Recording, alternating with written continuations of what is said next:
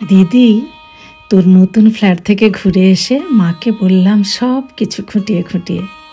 তোর ঝকঝকে মোজাইক মেঝে, ইমালসান লাগানো দেওয়াল, আধুনিক ডাইনিং টেবিল, জানালা দরজায় ঝুলানো দামি পর্দা, এমনকি তোর ব্যালকনিতে রাখা পাহাড়ি পাতার টব, সব কিছুই বললাম মাকে।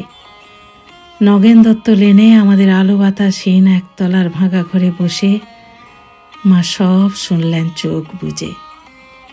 শুনতে শুনতে মার মুখে ফুটে উঠছিল হাসি, আর চোখে আসছিল জল। তোর ব্যালকনিতে দাঁড়ালে ছড়িয়ে থাকা শহরটাকে অনেক দূর পর্যন্ত দেখা যায়।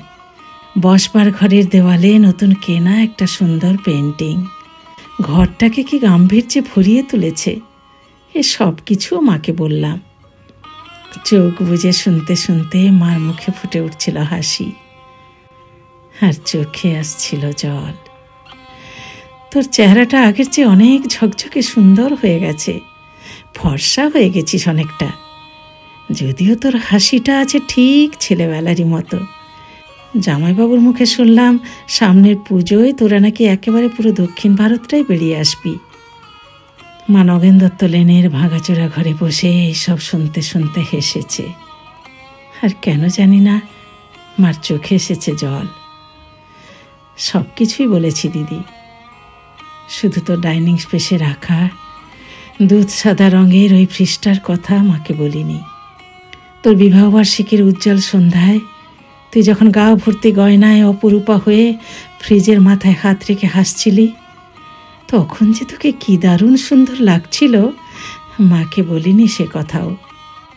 বিবাহবার্ষিকীর সন্ধ্যায় তোদের আনন্দ উজ্জ্বল অ্যাপার্টমেন্টে তুই আর জামাইবাবু যখন ওই ফ্রিজটার পাশে দাঁড়িয়ে হাসি মুখে মালা বদল করছিলি রসিক বন্ধুদের অনুরোধে, আর ক্যামেরার ফ্ল্যাশ ঝিলিক দিয়ে উঠছিল উপচে পড়া খুশির মতো, তখন ঠিক তখনই দিদি আমার চোখের সামনে স্পষ্ট হয়ে উঠেছিল হাসপাতালের করিডোরে বাবার ভেঙে পড়া মুখ। ভেতরে মা তখন অপারেশনের পর অচৈতন্য। ডাক্তার এসে বাবাকে বললেন চোখটা বোধহয় আর বাঁচানো গেল না, তাও একবার চেষ্টা করে দেখতে পারেন মাদ্রাজে। যদিও সে অবশ্য অনেক টাকার ব্যাপার। হাঁড়ি কাঠে আটকে পড়া অসহায় পশুর মতো করুণ দেখাচ্ছিল তখন বাবার মুখটা। সিঁড়ি দিয়ে আস্তে আস্তে বাবা আমার কাঁধে হাত রেখে বলেছিলেন, কমলাকে সারা জীবন শুধু দুঃখ কষ্টই দিলাম, সুখ দিতে পারলাম না। আজ ওর চোখ দুটোও চলে গেল, সবই আমার কপাল। দিদি, অনেক দরদস্তুর চাপাচাপির পর তোর বিয়েটা যখন আরো কয়েক ভরি সোনা আর একটা ফ্রিজের দাবিতে আটকে পড়েছিল অনিশ্চয়তার ঘেরাটোপে, বাবা তখন কাউকে না জানিয়ে চড়া সুদে ধার করেছিলেন অনেক টাকা।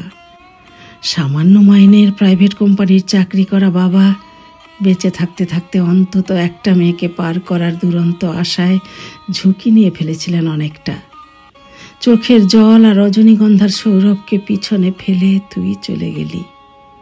পড়ে রইলাম আমরা, মা আর আমি, আর পড়ে রইল নগেন দত্ত লেনের অন্ধকার ঘরে বাড়তে থাকা সুদের বোঝার চাপে তলিয়ে যাওয়া একটা সৎ মানুষ, তোর বাবা, আমার বাবা। দিদি, তোর গা ভর্তি গয়না আর ওই দুধ সাদা ফ্রিজটার কথা মাকে বলা হয়নি কিছুতেই।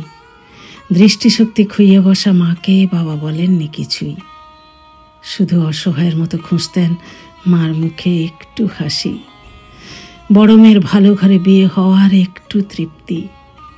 সে হাসি খুঁজতে খুঁজতে ক্লান্ত বাবা চলে গেছেন। এখন নগেন দত্ত লেনের ভাঙা ঘরে বসে মা আর আমি আনন্দেই আছি। একটা আনন্দই বোধহয় সবচেয়ে বড়। এ বাড়িতে আর কোনোদিন সানাই বাজবে না সাহানায়। সানাই, রজনীগন্ধা, বেনারসি, হইচই এসব অপ্রাসঙ্গিক হয়ে থেকে যাবে চিরকাল।